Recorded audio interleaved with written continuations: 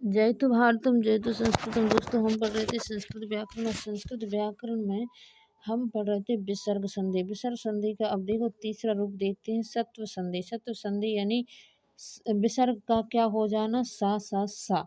देखिए समझते हैं कि विसर्ग के बाद अगर चा चम्मच, छा छाता या सा आए तो विसर्ग का सा हो जाता है। ठीक है, चा चम्मच, छा छाता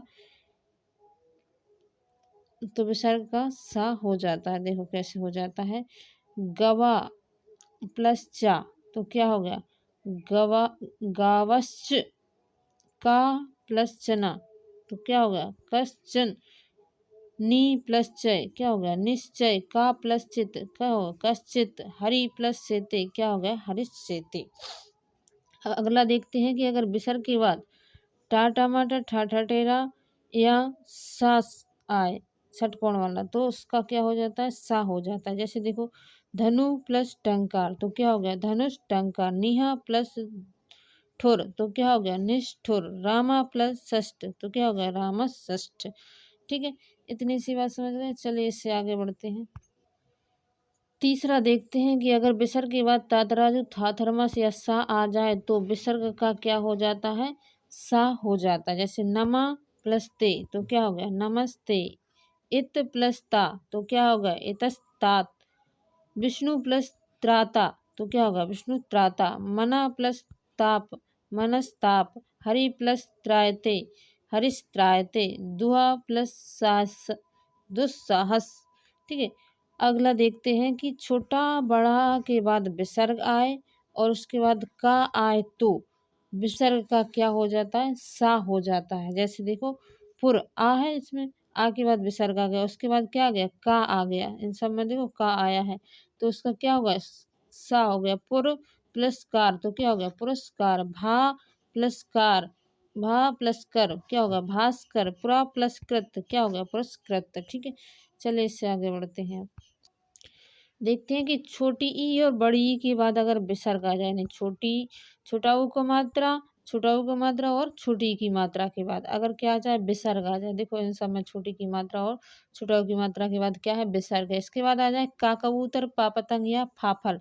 का कबूतर आ जाए, चाहे पा पतंग आ जाए, चाहे फाफल आ जाए तो विसर्ग का क्या हो जाता है, सा हो जाता है। ठीक है, षटकोण वाला सा। देखो जैसे चतु प्लस कोण तो क्या हो गया, चतुष्कोण। चतु प्लस फलम तो क्या होगा, चतुष्फलम। निहा प्लस पाप क्या होगा, निष्पाप। चतु प्लस पथ क्या होगा, चतुष्पथ। ठीक है, चतु प्लस पथ तो क्या हो गया, चतुष्पथ। ठीक है, इसी तरह ये आप देख लेना। ठीक है, चलिए आगे बढ़ते हैं।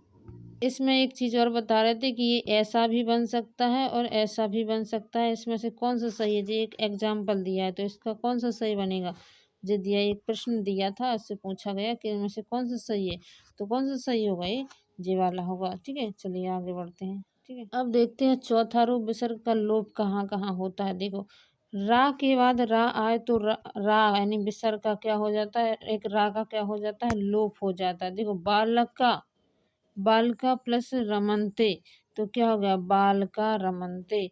निरप्पा निरपा निरपा रा के बाद देखो विसर्ग के बाद रा और विसर्ग। जयंती तो क्या होगा, निरपा जयंती। गौ प्लस रमते, गौ रमते। यानी देखो इधर से समझो, इधर से समझ में नहीं आया। इधर देखो कि बड़ा आ के बाद क्या आ गया, लो। बड़ा आ के बाद विसर्ग आ गया, इस सब में देखो बड़ा आ के बाद विसर्ग है।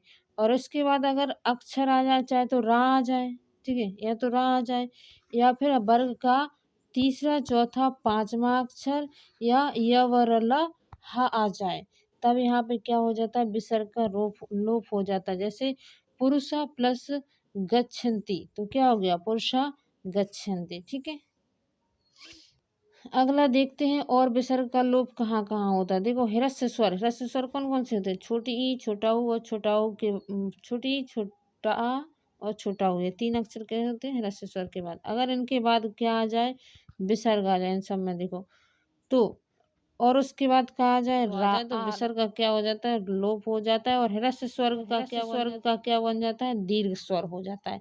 ह्रस्व स्वर्ग का हो जाता है दीर्घ और विसर्ग का क्या हो जाता है, लोप।